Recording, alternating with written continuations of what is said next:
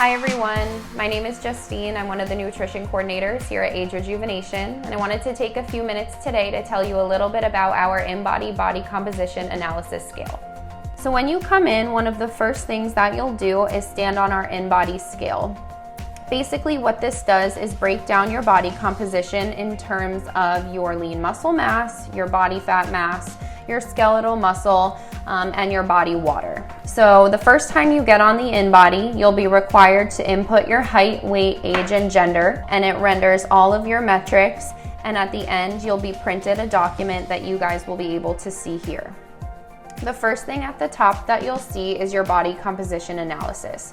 Here you'll see how much of your body is made up of water, dry lean mass, and body fat, all totaling your total body weight.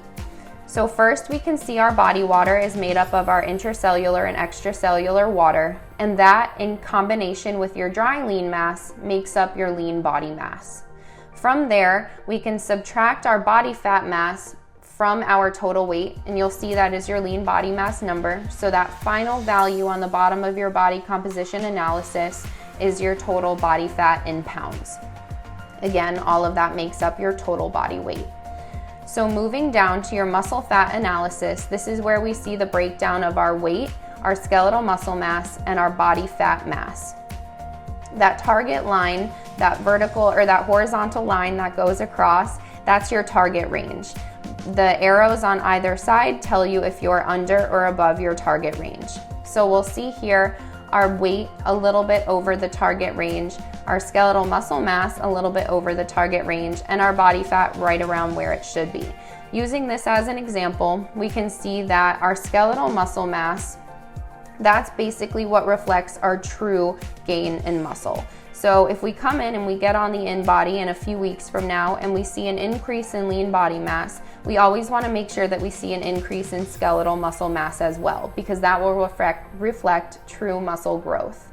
As opposed to just an increase in lean body mass, it could be just an increase in body water.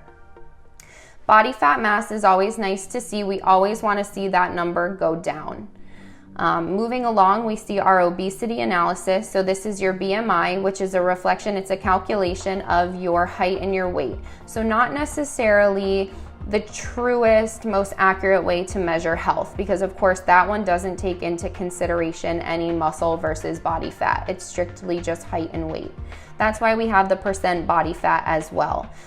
We see here, this one is in normal range. Generally, the 18 to 28% for women, a little bit lower for men. Moving down, you have your segmental lean analysis. This tells you how many pounds in each of your arms, your legs, and your trunk area is made up of lean muscle. The goal, of course, is to keep it in that target range. Underneath, we see our ECW TBW analysis. This stands for your extracellular water total body water analysis. Again, the goal to keep it in that target range, that horizontal line. The closer that we get to a 0.39 indicates a little bit of dehydration, meaning that we're retaining a little bit of water, maybe through exercise or inflammation, maybe we're not drinking enough water. So the goal is to keep that number around the 36 to 37 versus the 39 and above. Underneath, you'll see the body composition history. If you weigh in on the same InBody multiple times using the same ID number, that will create a little chart for you showing any progress in your weight, skeletal muscle, percent body fat, and your water ratio. Moving up to the top right corner, you have your body fat, lean mass, body control. Essentially what this tells you is how much fat you need to lose and how much lean muscle you need to gain in order to get yourself to those healthy target ranges.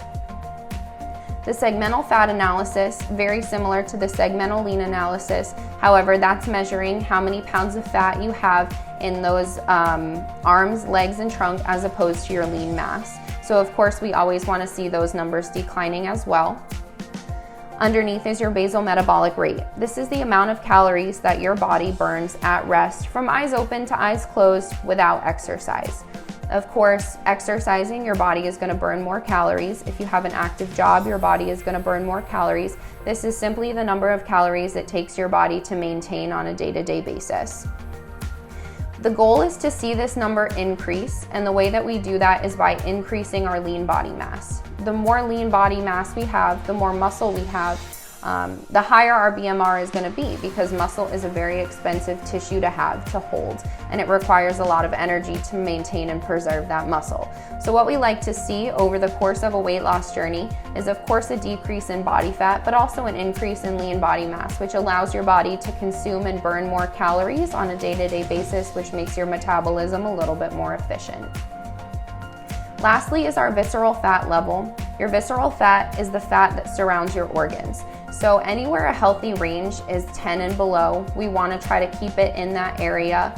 Visceral fat is usually the level that moves a little bit slower. It does take a little bit longer as opposed to your adipose tissue and your subcutaneous fat, which we tend to lose a little bit faster. But of course, the goal here is then to decrease that level over time as well.